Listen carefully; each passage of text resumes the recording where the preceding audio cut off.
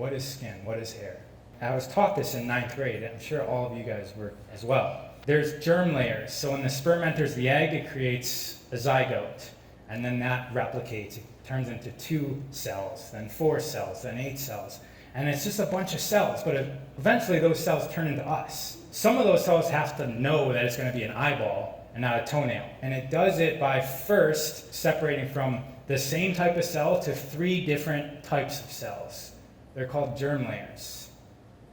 So the first germ layer is called the mesoderm.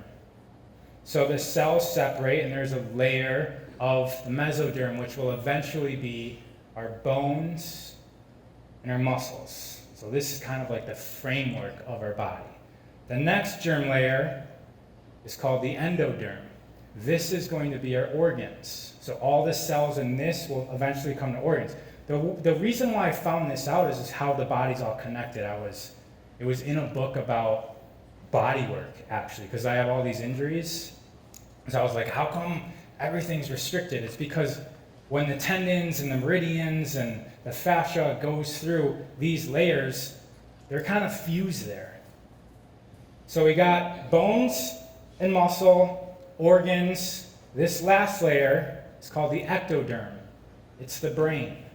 They're flat layers at first, and then they have to turn themselves into a sphere. And I'm not so gifted mechanically that I can turn this into a sphere, but I'm just going to use a cylinder. So what ends up happening is it starts turning itself into a sphere. The bones and muscle come and it closes. So inside we have the brain, right? The green stuff's the brain. Then the organs, then the muscle.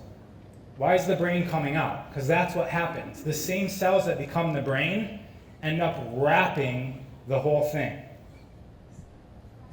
And that's our skin and our hair and our eyeballs. Everything on the outside is the same cell origin as our brain.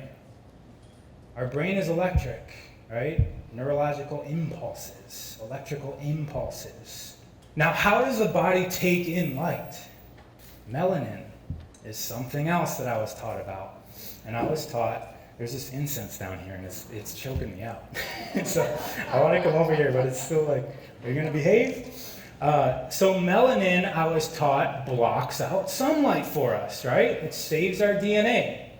Amazing stuff. It's like sunscreen, natural sunscreen. What if melanin is something else? So there's different types of melanin. There's eumelanin, pheomelanin. Pheomelanin is red, yellowish, pale melanin. Eumelanin is brown, black melanin.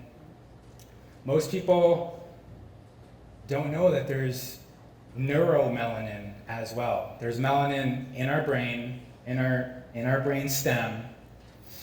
Melanin also gets used in technology. It's a new field of science. You're just figuring it out. Guess what the role of melanin in technology is? To transmit electricity. Okay, so if there's melanin inside of our body, what's it doing there if its job is to protect us from the sun? Doesn't make any sense, right? It's being used in technology to transmit electricity. My process of what melanin is that it's to transmit electricity or light. A photon and electron, they're technically different, but an electron travels at the speed of light. Photon doesn't have mass, electron has mass. It's basically the main difference. Melanin's in our hair, it's in our eyeballs. Melanin is in our skin. Melanin is in the exterior of our body and the interior of our body. There's a book called Light, Medicine of the Future.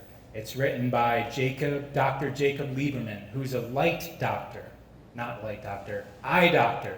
He's an eye doctor that writes about light. And he explains that coming off the back of our eyes are 2 channels.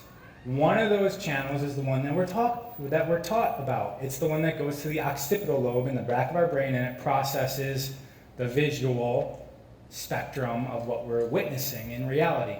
The other one goes into the hypothalamus, which then goes into our autonomic nervous system, rest and digest, fight or flight. It's telling us, based on what we see, how to behave. And then from there, it goes to the pituitary, which is telling our body which hormones to make, which peptides to bring up to shower our body in certain chemicals, and it's also from the hypothalamus going straight to the pineal gland. So light comes through our eyes, tells us hormonally how to be, nervous system how to be regulated, and then also goes to the pineal gland. What's the pineal gland do? Let's just talk about what we're taught in school, the normal stuff. The pineal gland, the main function that they tell us is that it produces melatonin. What is melatonin? Melatonin gets released when we sleep, when we go into that deep, restful sleep. And it goes into our body and it recalibrates all of our cells. So every single night, when you go to sleep and you wake up the next day, fresh and new, it's because the light told your eyes to tell the hypothalamus, to tell your pineal gland to produce a certain type of melatonin to go through your body and readjust, reconfigure, recalibrate, refresh all of your cells based on what's coming in through the eyes. So this is crazy stuff, okay? Because once again, if this is the light that we're in, it's missing a lot of information. So light gets broken when it goes through glass. I want to make sure I say that. So just being indoors and the sun's coming through the glass, that's not full light spectrum. So being outside, and as I was saying, just bringing a harmony to light is the reason for this talk. I feel nobody should ever burn, okay? No one should ever burn. There's so much fear with light, but if you don't burn, if you don't overload your system, you're safe. And for a lot of us who are higher in the melanin, darker skin tone, it's actually a requirement. There's a reason why African Americans have all these diseases that people in their homeland don't. And they say it's the diet, and it could be. I feel it has more to do with the light. A lot of people also don't like going out into light because they feel like they're going to get freckles. And I just want to address that, all right? There's an Instagram filter that can give you freckles. You not liking freckles and sunspots is the programming in your head because you think that it means that you're getting older. And it does. Babies don't have freckles because they've never been in the sun. As you get out into the sun, so the question, right? What are freckles? Freckles are melanin granules. If you're pale or from a pale lineage partly, right? If you get a pale person and a dark person mixed, then the offspring might be darker with freckles, even though they're not needed. But if you're pale, the freckles are going to bind together to collect more of the precious light that's not existent in northern climates, evolutionarily speaking, right? If we're going to go in the evolutionary path.